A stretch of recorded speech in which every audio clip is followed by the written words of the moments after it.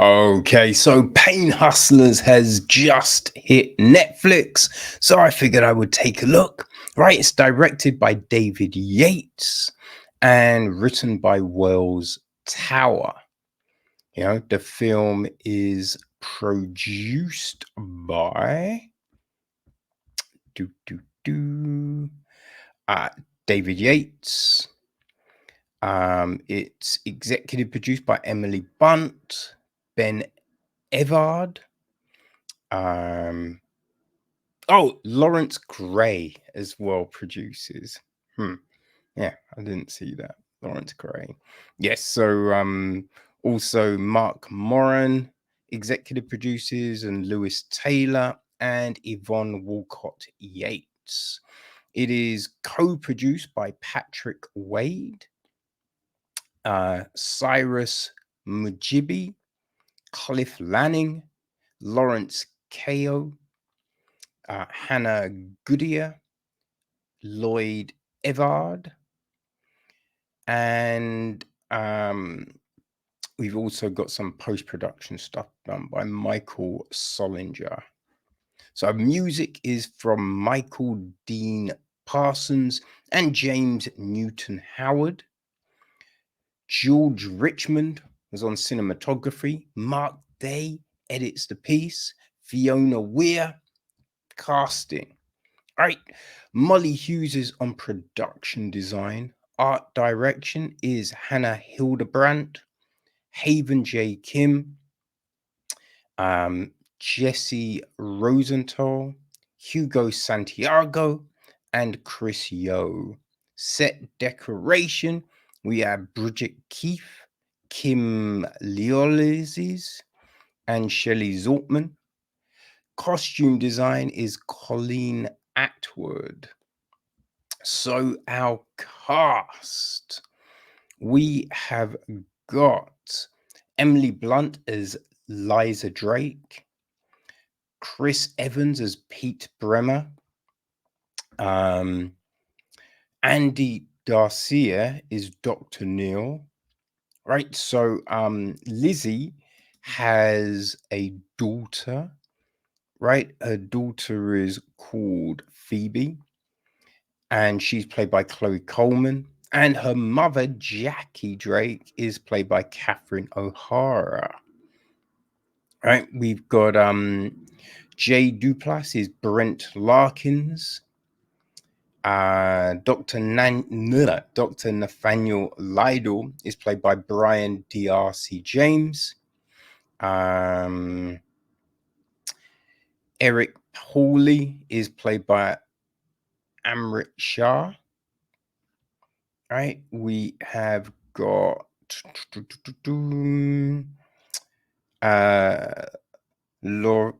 Laverne, played by Valerie LeBlanc.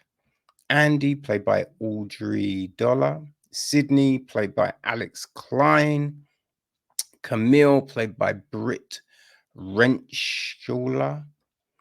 Guy Schatz, played by Michael Costa. Randy, played by Nick J. McNeil. Right. Luna, played by Bella Winkowski. There is Matt, played by Willie Razor. Kate, played by Selena Aduzzi. Dr. Jimmy, played by Josh Ventura. Dr. Bowen, played by A.K. Benninghoffen.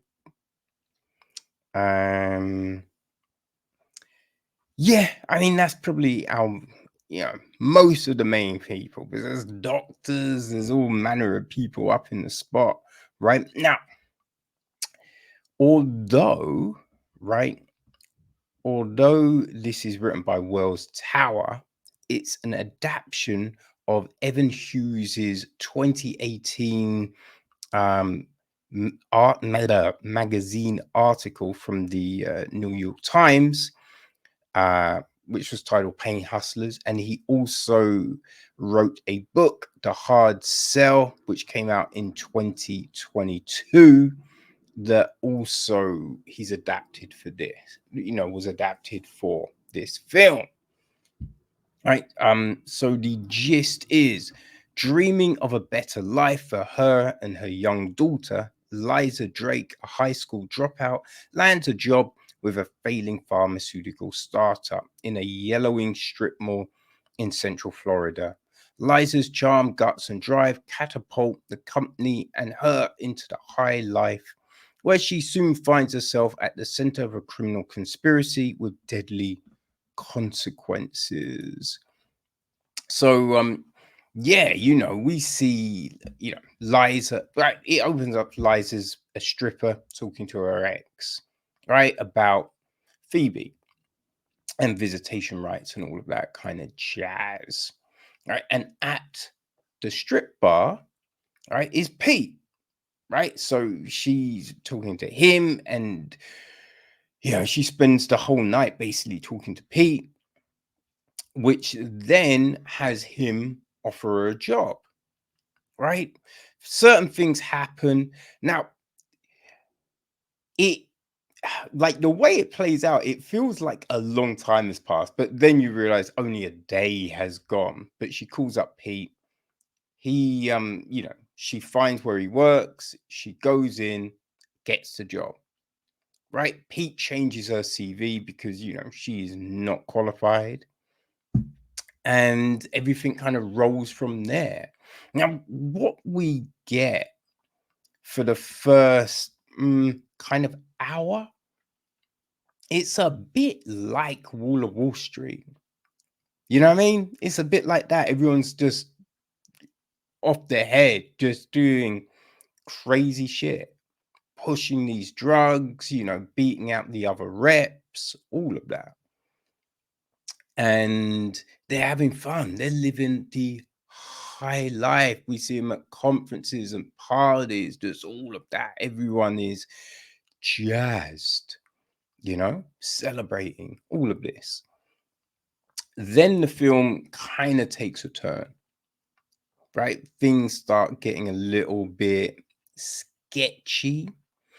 Now, but one of the big things is I don't like all of that is fine. It is fun. It works. The performances are very good, right? Which is definitely a good look for Chris Evans because this shows that Chris, I mean, look, there was no doubt Chris Evans is a good actor. It's just that Ghosted stunk, right? Ghosted was a steamer. So, having him in this, seeing what, you're just like, oh, yeah, yeah, yeah. I forgot he was good. You know what I mean? But yeah, the performances were good. Like everything works. Everyone's a pile of shit, right? No one's good in this, right? And that's part of the problem, right? No one is good. You know what I mean? Now, and when I say that's part of the problem, it's just because the second half of the film is a little bit like Liza, you know, oh, something's wrong, and I want to do good, and all of that. But it's just it's a bit odd, right? Because when you know these things, no one involved is good, right? No one involved. It's this story. Like we know Big Pharma is crooked as fuck, right? We've known for ages. The GPs and doctors are getting paid off. You know what I mean? That's what happens, right? I've worked for these startups. I've worked in the NHS. Like I've worked in different companies where you see this shit go down. Whether it's taking people out for a huge expensive meal after a conference, it's all shiesty, you know? So, just having the kind of remorse is a little I don't think it necessarily completely comes off, right? Because you have to ask the questions here.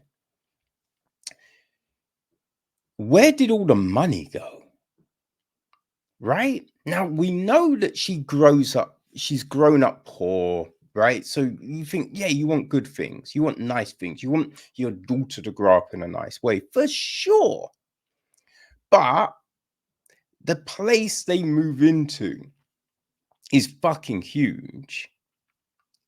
Doesn't need to be that big, right? They could have bought a place because they're renting. They could have bought. Why didn't they buy it?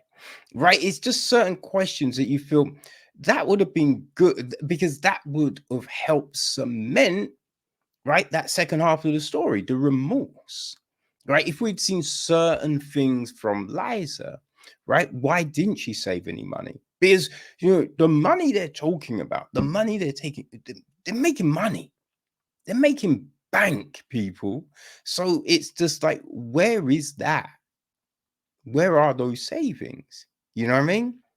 Because you'd feel you could pay for the thing that needs to be paid for. So it's just like, though, that kind of stuff is weird, right? The fact that Pete got her the job, there's no conversation with him, which you think is kind of odd in a way, right? There's all of these things, like just the drug in itself, because I think we are told it's 1% addictive, which is always bullshit, right? Though medical trials are full of shit. It's easy to get the results you want, right? So when you talk about percentages, like, you have to look at what was the control group, right? This is stuff I mean, you figure out when you work in it, right? You know it's all bullshit. And we've also seen it, from, like, the cigarettes, sugar, right? COVID, or like, you've been able to see the bullshit, the lies. There's that great film, I think it's Dark Water, with Mark Ruffalo, about Teflon and all of that, that also kind of shows this shit.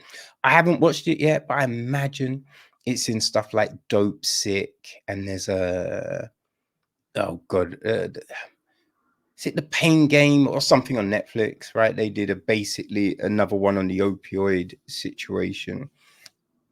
I imagine it's all in there too, right? The fact that trials are bullshit, right? But they didn't, I don't believe they said that Xana had fentanyl in it, right? They said it's just better than the other people's drug that was a fentanyl lolly, right?